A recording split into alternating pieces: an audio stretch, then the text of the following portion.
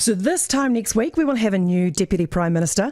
As part of the coalition agreement, it was decided the role would be shared, with Winston Peters covering the first half of the term and David Seymour taking the second.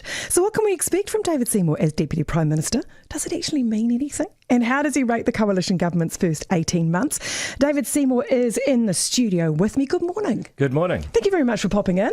Yeah, appreciate thanks for that. So next time we talk, you will be Deputy Prime Minister. And I think I've got probably two parts to this question here. What does that role mean to you? In a way, it is highly symbolic. It doesn't actually change my job day to day. It means that I'll spend a bit more time covering for Chris if he's out of Wellington or out of the country. However, for the most part, my job remains the same. I'm Minister for Regulation. We're trying to deal to red tape and a few jobs in health and education and so on beside that.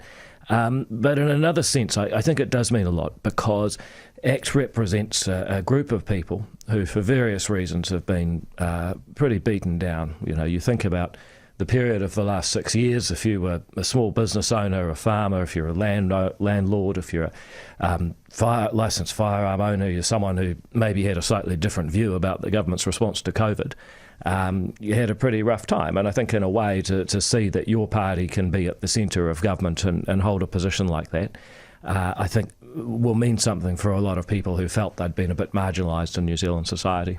What about for you personally? Oh, look, I'm proud of the achievement. I think, if anything, it shows we live in a great country. You know, if you be yourself and back yourself, you might be surprised how much support you get. And I think that's an important thing for all of us. You know, I don't claim to be, the greatest hard worker, but I work pretty hard. And I don't claim to be the most virtuous person, but I think I have my heart in the right place. And I know I'm a bit quirky. That's called self-awareness, but it shows if you're a bit quirky, you work hard and you've got a good heart, you can succeed in this country, and I think that's great. You mentioned that sort of functionally day to day it doesn't change your job, but when the Prime Minister does leave the country, does it have an impact? Well, it means I'm the acting Prime Minister. Some people are terrified of what this will mean, and I just want to give you some reassurance. It's actually already happened a few times. When Chris and Winston have been away, I've been acting PM, and it can have a bit of an effect. I mean, you might remember there was that CrowdStrike problem where some software had blown up, some security software, ironically, and it looked like there could be major computer failures of systems through the financial sector and calling an ambulance or dispatch systems for police. And so I heard about this on the radio as breaking news that it was happening somewhere else in the world. And I thought, oh, yeah, someone ought to do something about that and check New Zealand's all right. And then I thought, oh, hang on. I'm acting PM today, so I called the office and, guys, are you hearing this? So I think we better find out what's going on. If you were acting Prime Minister, what would be the worst thing that could happen? Do you have a little nightmare in your head, scenario in your head? Well, I mean, you know, the really terrible things that have happened in New Zealand. I mean, you know, earthquakes, shootings, floods. I mean, I'd rather none of those things happen. Although the other time I've probably done it half a dozen times, but another time I was doing it in the Chinese government decided to send a flotilla of warships past New Zealand. So maybe you're jinxing things a bit. Yeah. Has Winston done a good job? I think he's done a very good job in the thing that he loves doing, and actually the thing he'll continue to do, which is being Foreign Minister. You know, Winston has some really unique talents. He is a person who I think is very charismatic, and if you've got to pick a citizen to go and sort of be our representative as Foreign Minister, then I think he's done a good job at that. And the good news is, you know, just as the DPM thing doesn't make that big a practical difference, he can keep doing it. Will we notice any difference with you in this role? You know, as you say, you're quirky, you're quite outspoken. Will you be at all restrained by the title? In some ways. I mean, you have a job speaking on behalf of the government, but I already have that to some extent. I mean, if I'm talking as the leader of ACT, then I'll quite openly say, look, this government's getting a lot of stuff right, but you know, there's stuff that ACT would do differently, and we don't hide that. I think it's healthy to have differences that you can discuss in a mature way. On the other hand, if I'm speaking as the Minister of X, Y or Z on behalf of the government, then I absolutely support the government position, and I'll certainly be aiming to show people I can do a very good job as DPM too. Because there have been times when you have publicly disagreed with your coalition partners, including the Prime Minister, or corrected one of them and things. How does that go down? Well, I just make the point that every time I've had any kind of public disagreement, it has been in response to comments made about me. So I know some people will say that sounds like the adult equivalent of he started it, but that's actually true in each case.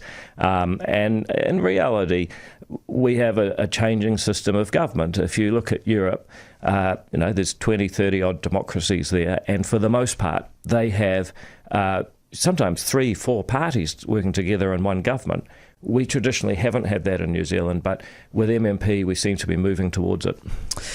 We're around halfway through this parliamentary term, and it has been a reasonably fast-moving government. Have you achieved what you set out to achieve? Are you happy with where you're at? Yeah, I think first of all, it's a work in progress, but we can point to very good progress. Let me point to Chris Hipkins' quote. He said the government changed because of the 3 Cs: the cost of living, the crime, and the co-government. And in each case, I think the government can point to substantial action and improvement, but also our critics can rightly say that we are not ready to do victory laps either. The 4th issue that has emerged is health. But if you go through them, we inherited inflation at 5.5%, 5.6, I think. It's now 2.5%. Interest rates peaked at 5.25 at the Reserve Bank, now down to 3.5 and looking likely to keep falling. So we've I think in terms of the cost of living and getting the economy moving, still a lot of pain out there, but it's really moved in the right direction. The crime, we've abandoned being kind to criminals and waiting for them to be kind back. Now we're saying, look, consequences first, then we can rehabilitate, all for rehabilitation, but lock them up first. And I'm proud that one of ACT's things was we've got to increase prison capacity and potentially population of people offend. We just put $500 million into more prison capacity, so we're proud of that. How do you approach the second half of this term? Is it about pushing ACT's agenda or tightening the coalition for re-election? It's both of those things. My goal will be to keep the government, because I just saw Chloe Swarbrick's budget speech, and Chloe's someone I came in 3 years before her. I've got a lot of time for Chloe at a personal level, but I think the economics that she's pushing is increasingly unhinged and has nothing to do with the environment. It's the other big thing about the Greens Party these days. We've got to keep them out. The second thing is, while the government, I think, has done pretty well on the 3 Cs and will continue to do well, there are bigger challenges that New Zealand faces, longer-term challenges. And I think one of the big debates of the next 5 years is we can either tax more to fill in a deficit, we can spend less, or keep borrowing. And that keep borrowing is not really an option, it's a delaying tactic.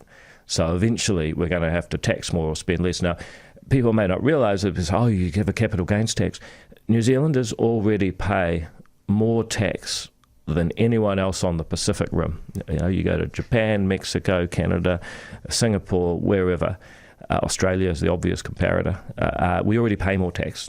We are going to have a smaller, more efficient government, in my view, because if you put more tax, more people will leave, and we can't afford that.